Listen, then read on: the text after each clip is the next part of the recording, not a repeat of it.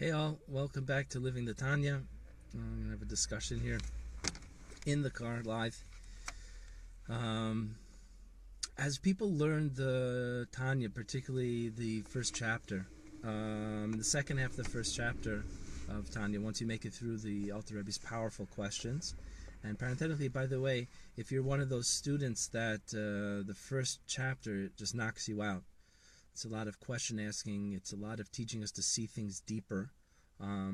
There's a lot going on there, but please don't be discouraged and you'll miss all the good stuff. Push through. The second half of the first chapter is where the Alter Rebbe says you have to know your two souls. You'll come back to it. I'm working on a sheet that has a listing of all the answers and all the questions, particularly those questions that are asked in the first chapter. The Tzemach Tzedek writes in his book of summaries on the Tanya, ideas on the Tanya, he writes how people are often, let's say, discouraged by the fact that the questions are asked in one chapter, and it's not until many chapters later that you start getting answers. Chapters 12, 13, 14, and on. You start getting answers. Anyway, once people hear that there's two souls, and I'm living life as one soul, or as chapter 29 tells us, I am my animal soul. And you start to reveal that underneath it is another soul that's there. So then the natural question is, okay, how do I tell? How do I know who's who? Give me some tips and techniques. There is no quick answer. There's no black and white quick answer in general. I think the Alter Rebbe is giving us a paradigm, a set of glasses through which to perceive things. And as we live life, every interaction, everything that's going on, you need to see it as two souls. And we spoke about this. But we will from time to time talk about some of the techniques that the animal soul, uses. Hey there.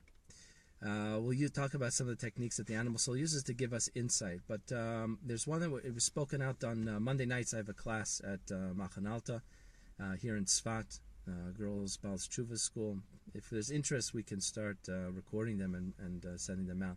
But we talked about an important point. If you look at chapter 1 in the second half, where Alter Rebbe tells us there's two souls, he goes on to list a few points about the animal soul and tells us that the animal soul is in the blood. It's in the body. It's of the body. And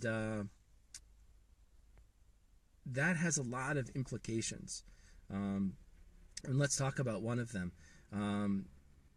I think I gave the analogy already of the body is the car, and the driver is the animal soul, and the godly soul is in the passenger seats. You've got to go through the animal soul. But the body, animal soul has like first claim to the body. It's blood. It's able to manipulate and move the body. So everything of the body is at its disposal, which is a huge novel approach. Is that working on ourselves starts with the body. But here's another point. The animal soul will use the body, and we want to gain some insight into its techniques, kind of like know your enemy. But it will use the body, and one of the primary ways in which it will use the body and distract us is discomfort. And so if you think about it, what often pulls us out of focus on I'm learning something, I'm in the middle of prayer, what often will pull us off is a discomfort. I'm hungry. I'm tired. I'm unhappy. And again, this is just to gain insight. We want to be on guard for that. That our animal soul will typically use such things, use discomfort, and the technique for fighting back against that is not just ignore yourself and ignore your discomforts, but if you've noticed, we live in a culture that fears discomfort. We live in a culture that fears discomfort, and we need to learn to become a little bit more okay with being uncomfortable. And if you look at advertisements for pain medications, it's almost like, the worst thing in the world is to feel uncomfortable. And we need to train ourselves. For example, one exercise that I have people working on, I myself work with, is in the shower. Cold water is uncomfortable, so put on the water and put it onto a temperature you're comfortable with and make it a little bit colder. But before you do that, be aware of your mind. Because what's going to happen is as you make it colder and you become more uncomfortable, the animal soul is going to start speaking to you. It's going to reveal itself.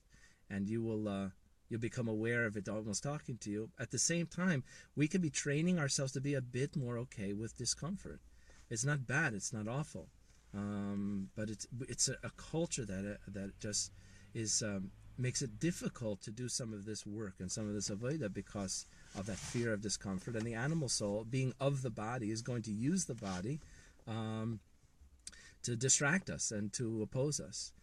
At the same time, in one of our texts, besides becoming more comfortable with discomfort, as if we're actively looking to meet the needs of the body in a way that are acceptable and kosher and positive, there'll be less of this distraction and getting pulled into all kinds of different areas. But discomfort, that's going to be one of the languages or the techniques that the animal soul is going to use. Here's a question like feeling a huge attractions for intimacy and sexuality. It's going to be all the same thing. The animal soul is going to use the body. Chassidus has come to tell us that it's not bad. Don't fear it. We want to work with the body and use the body in a wholly positive way. But here's what's going to happen. If you're hungry, then you're hungry. There's no problem with it. There's nothing wrong with having an animal soul. It's the Yetzer Hara that's the problem. The representative, the lawyer, the voice of the animal soul. Don't eat chips. Don't eat candy. Have a proper food. And I'm not hungry anymore. But this language of discomfort is very often the animal soul. If I'm meeting its needs in a way that work for me and for the animal soul, then I'll have less of this kind of chatter in my head. But let's be aware of discomfort. Let's be aware of it. Work with it more, because this is a long-term thing. This is a lifelong thing of gaining insight into our particular animal soul and learning how to work with it. Anyway.